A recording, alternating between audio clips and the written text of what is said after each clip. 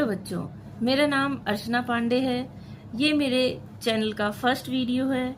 मैं आपको आज बीए फर्स्ट सेमेस्टर में एजुकेशन सब्जेक्ट पढ़ाऊंगी।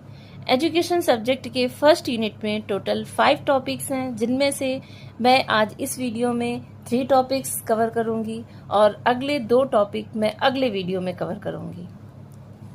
चलिए शुरू करते हैं। यूनिट फर्स्ट, इसका टाइटल है एजुकेशन कॉन्सेप्ट एंड एम्स।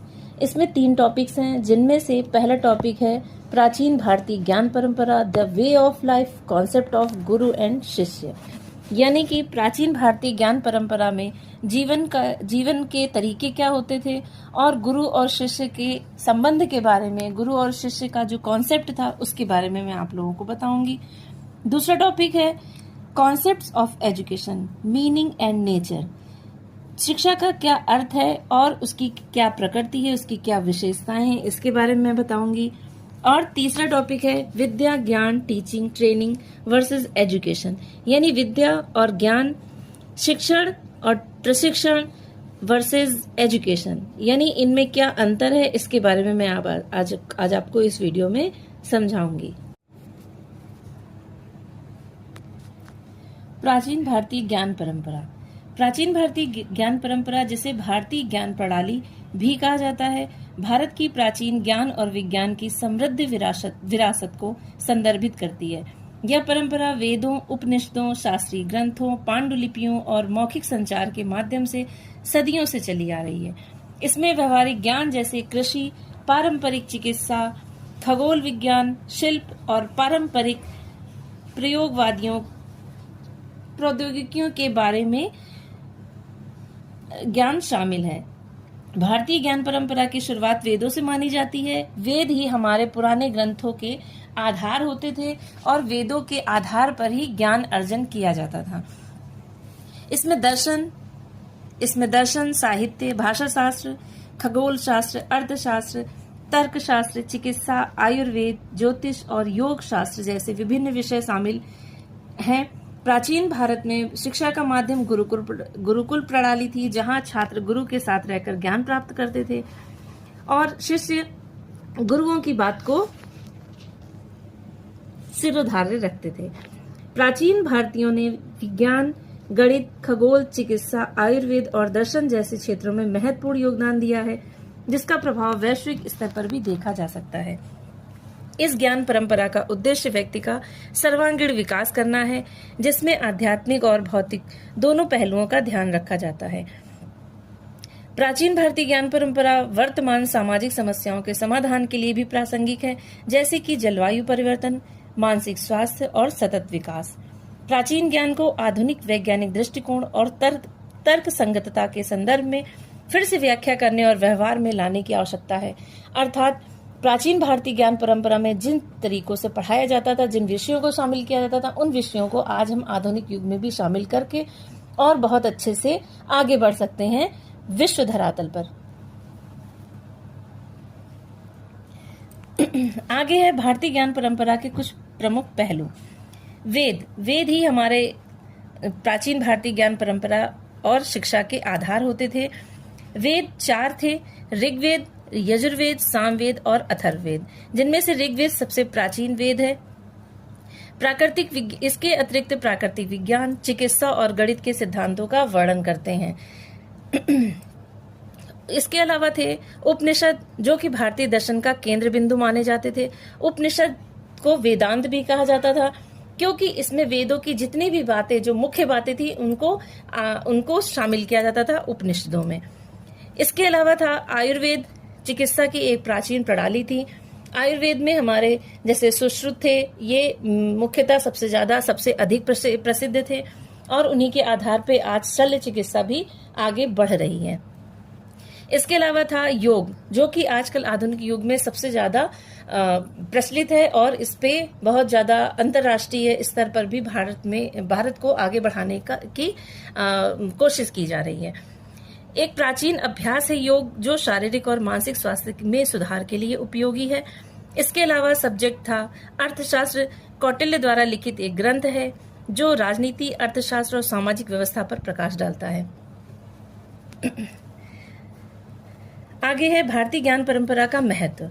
भारतीय ज्ञान परंपरा न केवल भारत के लिए बल्कि संपूर्ण मानवता के लिए एक अमूल्य धरोहर है। यह ज्ञान आज भी प्रासंगिक है और वर्तमान सामाजिक, आर्थिक और पर्यावरणीय चुनौतियों का समाधान खोजने में मदद कर सकता है। इसीलिए भारतीय ज्ञान परंपरा को हमारे इस बीए के सिलेबस में शामिल भी किया गया है। अगला टॉपिक हमारा जो है वो है concept of education, meaning and nature. अर्थात इसमें हम शिक्षा का क्या अर्थ होता है उसके बारे में जानेंगे और शिक्षा की जो प्रकृति होती है उसके बारे में हम पढ़ेंगे। शिक्षा का अर्थ है ज्ञान, कौशल और दृष्टिकोण का विकास करना। शिक्षा अर्थात शिक्षित होना, सिर्फ साक्षर होना नहीं है, शिक्षित होना, यानी कि हमारे आचार व्यवहार में भी हमारी शिक्षा परिलक्षित होनी चाहिए। शिक्षा जो एक व्यक्ति को बेहतर इंसान बनाती है। शिक्षा का उद्देश्य व्यक्ति को समाज के लिए उपयोगी और जिम्मेदार नागरिक बनाना है। शिक्षा की प्रकृति गतिशील है और यह जीवन पर्यंत चलने वाली प्रक्रिया है, अर्थात जीवन भर हम कुछ न कुछ सीखते रहते हैं, वही शिक्षा है। शिक्षा का अर्थ, शिक्षा एक व्यवस्थित प्रक्रिया है जिसके द्वारा व्यक्ति ज्ञान, कौशल और दृष्टिकोण प्राप्त करता है। यह एक व्यक्ति को बेहतर इंसान बनाने, उसे सामाजिक बनाने और उसे अपने जीवन के लक्ष्य को प्राप्त करने में मदद करती है। शिक्षा का उद्देश्य व्यक्ति को सभ्य, परिष्कृत और सुसंस्कृत बनाना है। अर्थात जैसे कि अगर हम किसी अनपढ़ व्यक्ति को देखते हैं, उसके काम करने का तरीका, और एक शिक्षित व्यक्ति को देखते हैं, उसके काम करने के तरीके में अंतर पाते हैं। एक शिक्षित व्यक्ति अपने उसी कार्य को बहुत बेहतर तरीके से कर सकता है। इसीलिए किसी भी व्यक्ति के लिए शिक्षित होना बहुत महत्वपूर्ण है। शिक्षा की प्रकृति, नेचर ऑफ एजुकेशन क्या है? शिक्षा की प्रकृति, शिक्षा गतिशील प्रक्रिया है, एक सामाजिक प्रक्रिया है, सर्वांगीण विकास करने की प्रक्रिया है। गतिशील प्रक्रिया कैसे है? शिक्षा एक निरंतर चलने वाली प्रक्रिया है, वो रुकती नहीं है। जीवन भर हम कुछ न कुछ सीखते रहते हैं। समय, स्थान और आवश्यकता के अनुसार हमारी शिक्षा की प्रकृति जो है वो बदलती रहती है। शिक्षा एक सामाजिक प्रक्रिया है क्योंकि शिक्षा व्यक्ति को समाज का एक सक्रिय सदस्य बनने में मदद करती है। व्यक्ति एक सामाजिक प्राणी है और शिक्षित व्यक्ति समाज को एक बहुत ही आगे बढ़ाने में मदद करती है। शिक्षा व्यक्तिगत प्रक्रिया है। शिक्षा व्यक्ति के भीतर की क्षमताओं को विकसित करती है, उसे अपने लक्ष्यों को प्राप्त करने में मदद करती है। शिक्षा बाहर से थोपी गई चीज नहीं होती है, वो अंदर के गुणों को बाहर लाने की प्रक्रिया है। शिक्षा सर्वांगीण प्रक्रिया है। शिक्षा व्यक्ति के शारीरिक, मानसिक और नैतिक और सामाजिक पहलुओं का विकास करती है, अर्थात व्यक्ति का शारीरिक, मानसिक, भौतिक, भावात्मक, संवेगात्मक विकास सभी तरीके से विकास करती है। शिक्षा का महत्व, ज्ञान और कौशल का विकास। पहला पॉइंट है इसमें, शिक्षा व्यक्ति को ज्ञान और कौशल प्रदान करती है जो उसे जीवन की चुनौतियों का सामना करने में मदद करते हैं। अगला पॉइंट है व्यक्तित्व का विकास। शिक्षा व्यक्ति के व्यक्तित्व को विकसित करती है और उसे एक बेहतर इंसान बनाती है। नेक्स्ट पॉइंट है सामाजिक विकास। शिक्षा व्यक्ति को सामाजिक बनाने और समाज का एक जिम्मेदार सदस्य बनाने में मदद करती है। अगला है आर्थिक विकास। शिक्षा व्यक्ति को आर्थिक रूप से स्वतंत्र बनाने में मदद करती है, अर्थात व्यक्ति अगर शिक्षित है तो वो कैसे भी करके अर्निंग कर सकता है और अपना आर्थिक विकास कर सकता है तथा साथ ही समाज के राष्ट्रीय विकास में, आर्थिक विकास में भी अपना महत्वपूर्ण योगदान दे सकता है। तीसरा टॉपिक है विद्या ज्ञान, टीचिंग, ट्रेनिंग वर्सेस एजुकेशन। यानी विद्या ज्ञान क्या है, शिक्षण क्या है, प्रशिक्षण क्या है और शिक्षा से इसमें क्या अंतर है। विद्या, ज्ञान, शिक्षा और प्रशिक्षण ये तीनों अलग अलग धारणाएं हैं, लेकिन ये एक दूसरे से जुड़ी हुई हैं। शिक्षा एक व्यापक शब्द है जो ज्ञान, कौशल, मूल्यों और दृष्टिकोणों को प्राप्त करने की प्रक्रिया को संदर्भित करता है।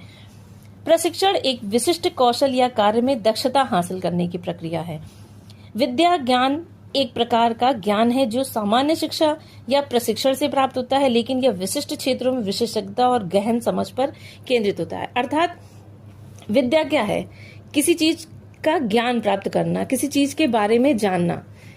हम अगर किसी चीज के बारे में स्पेशलाइजेशन करते हैं तो वो हमारी एक विद्या होती है। जैसे धनुर्विद्या होती है तो हम धनुष चलाने में माहिर होते हैं, या और भी तलवारबाजी की विद्या होती है तो उसमें हम तलवारबाजी में निपुण हो जाते हैं। यानी किसी एक विषय में अगर हम प्रशिक्षित हो जाते हैं तो वो विद्या ग्रहण करना होता है।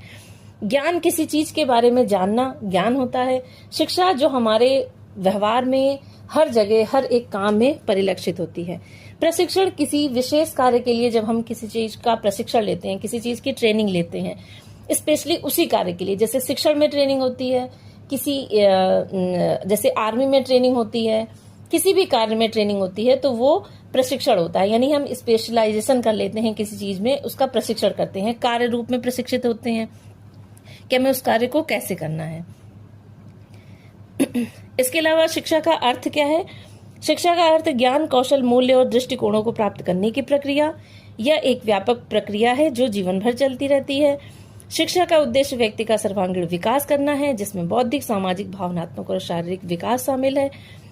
शिक्षा औपचारिक स्कूल, कॉलेज और अनौपचारिक घर, समुदाय दोनों तरह से प्राप्त की जा सकती है।